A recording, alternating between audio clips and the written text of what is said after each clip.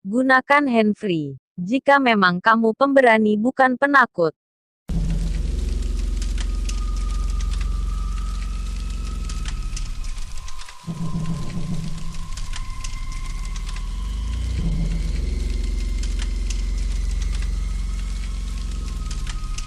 Kisah horor air terjun Jolong Semarang. Waktu itu sekitar tahun 2007 saat aku duduk di kelas 1 SMA. Temanku ngajak ke air terjun di Jolong. Aku pergi dengan ke-12 temanku. 7 cewek dan 6 cowok termasuk aku. Kami berangkat dari rumah bersama-sama kira-kira pukul 8. Kayaknya pas liburan deh. Kami pergi dengan berboncengan. Perjalanan sampai air terjun kira-kira 2 jam. Waktu di perjalanan, motor temanku yang namanya Sarmin, mogok terus.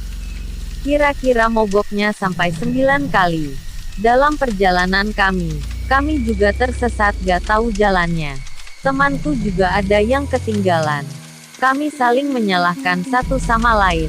Dan akhirnya kami bertemu dengan warga desa, dan kami tanyakan jalan menuju desa Jolong tempat tujuan kami. Setelah diberitahu bahwa kita salah jalan, kami kembali ke jalan awal dan akhirnya kami bertemu dengan temanku itu, dan kami terusin perjalanan tanpa tahu apa yang akan terjadi nantinya. Motor temanku tetap mogok. Kami melewati waduk rawa dan hutan, karena tempatnya di atas gunung. Akhirnya kami sampai di tempat tujuan kami dan kami istirahat di rumah temannya Sarmin. Kira-kira jam 12-an karena motornya Sarmin mogok.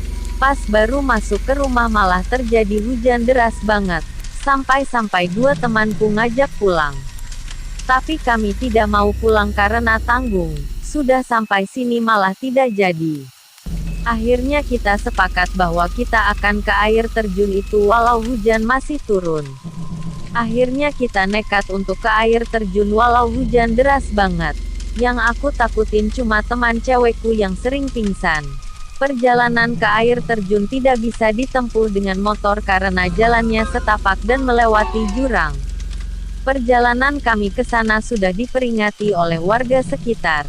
Kata seorang, "De ajeng teng pundi, de mau kemana?"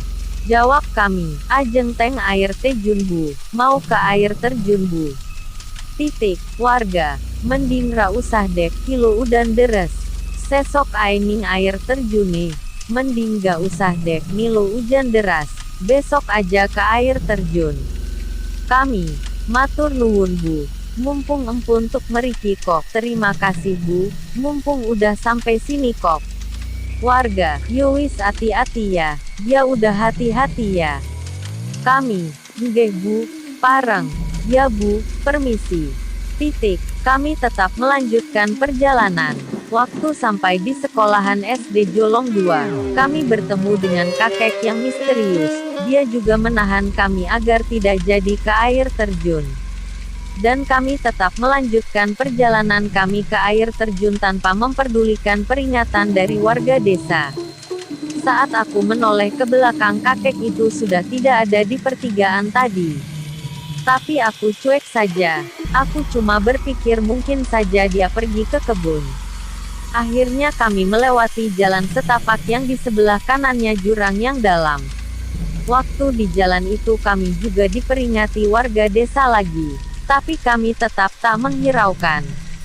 Ada salah satu teman cewekku yang usil banget.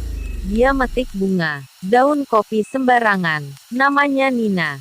Kami sudah menegurnya tapi Nina gak mau menghiraukan.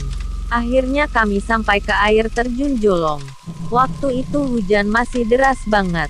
Perasaan kami puas banget bisa sampai ke air terjun ini. Tempatnya sungguh indah, jauh dari tempat pemukiman warga.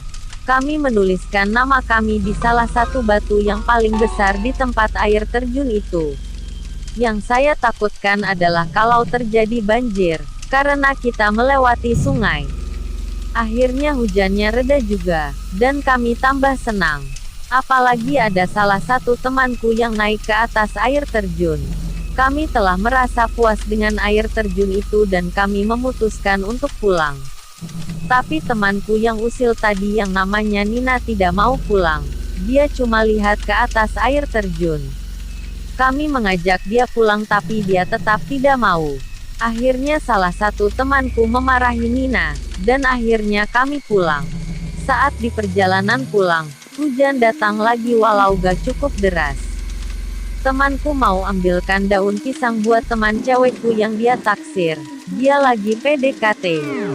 Dan dia pinjam sabitnya seorang kakek berbaju hitam memakai caping yang ternyata kakek yang melarang kami pas di pertigaan SD Jolong 2. Tiba-tiba teman kami Nina itu pingsan, dan temanku yang namanya Heru yang tubuhnya paling besar menggendongnya. Tapi anehnya temanku itu gak kuat gendong Nina, padahal Nina itu badannya kecil banget. Pas digendong melewati jalan setapak di tebing, tiba-tiba si Nina teriak-teriak gak karuan, berontak, sampai-sampai temanku Heru gak kuat nahan padahal badannya paling besar sendiri. Ternyata Nina kesurupan setan penunggu di Jolong.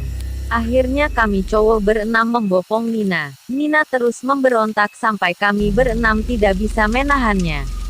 Akhirnya aku berinisiatif buat minta bantuan sama kakek tadi yang kayaknya mengikuti kita dari awal kami berangkat. Dan ternyata kakek itu punya batu akik seperti merah delima. Dan yang tidak aku sangka kakek ini kayaknya sudah mempersiapkan segalanya dari batu akik yang seperti batu merah delima, air dan alat lainnya yang aku tidak mengerti. Dan dia mengusap dahi Nina dengan tangannya yang udah dicelupin dalam air tadi yang entah aku gak tahu ada apa di dalamnya. Teman-teman cewekku pada nangis karena ketakutan. Setelah diusap dahinya dan dibacakan mantra, entah apa yang dibaca, temanku sedikit gak berontak. Dan kakek itu menyuruh kami cepat-cepat membawa Nina ke atas jauh dari air terjun. Salah satu temanku memanggil juru kuncinya daerah Jolong, dan akhirnya kami sampai ke jalan besar, dan tidak lama setelah itu juru kuncinya datang.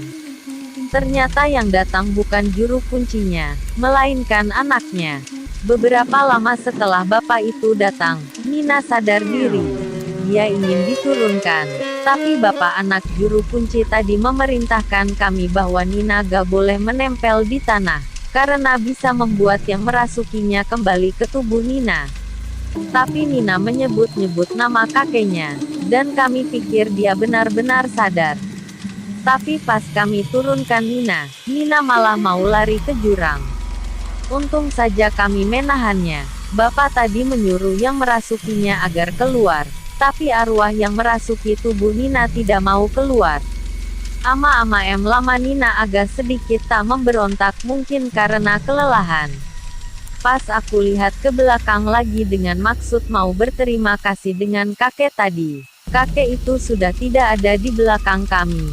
Padahal aku yakin dia mengikuti kita. Tapi aku masih cuek. Yang aku pikirkan cuma keadaan Nina. Akhirnya kami sampai di rumah bapak tadi dan lama-lama Nina bisa sadar juga. Tapi setelah kejadian itu kelakuannya tampak aneh. Tapi kami tak mengatakan apa-apa tentang apa yang terjadi tadi. Setelah kami memastikan Nina benar-benar sadar, dan kami pamit pulang. Tapi aku masih penasaran dengan kakek tadi. Aku menanyakan tentang kakek tadi kepada bapak juru kunci, tapi dia bilang dia tidak pernah lihat kakek yang kami lihat tadi. Aku juga bertanya dengan warga sekitar tapi jawaban mereka sama yaitu mereka tidak tahu kakek yang menolong itu. Setelah itu bulu kuduku berdiri dan begitu merinding aku berpikir mungkin kakek tadi utusan yang maha kuasa untuk menolong kami. Karena kami tak mau menyadari bahwa dia sudah memperingatkan kami sebelum ke air terjun. Mulai dari motor temanku Sarmin yang mogok terus sewaktu berangkat, kami tersesat dan salah jalan. Sampai di Jolong hujan deras dan kami tak menghiraukan. Sampai-sampai tak menghiraukan larangan warga desa untuk tidak ke air terjun. Dan anehnya motornya Sarmin waktu pulang tidak mogok sama sekali. Akhirnya kami sampai di rumah dan istirahat. Sampai di rumah aku masih bertanya-tanya tentang kakek tadi yang menolong kami. Aku masih penasaran. Mungkin Anda menganggap cerita ini cuma karangan. Ini merupakan kisah nyata. Anda bisa membuktikan tempat kejadiannya. Tak beberapa lama kemudian, selang waktu 1 minggu setelah kami dari sana, ada 4 orang laki-laki yang datang ke air terjun itu, dan salah satu temannya kesurupan juga.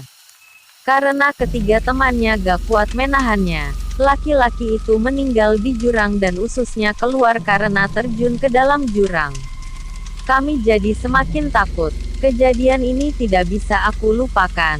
Karena kejadian yang pernah ku alami ini paling menakutkan bagi saya, dan mengetahui bahwa Tuhan Yang Maha Kuasa selalu mengawasi kita. Dan aku yakin bahwa teman-teman sampai sekarang masih mengingat kejadian ini. Tamat. Terima kasih sudah menonton dan mendengarkan cerita seram ini. Like, komen, dan subscribe agar channel Mutahar Penakut bisa berkembang dan mensajikan cerita-cerita seram dan misteri lainnya. Terima kasih.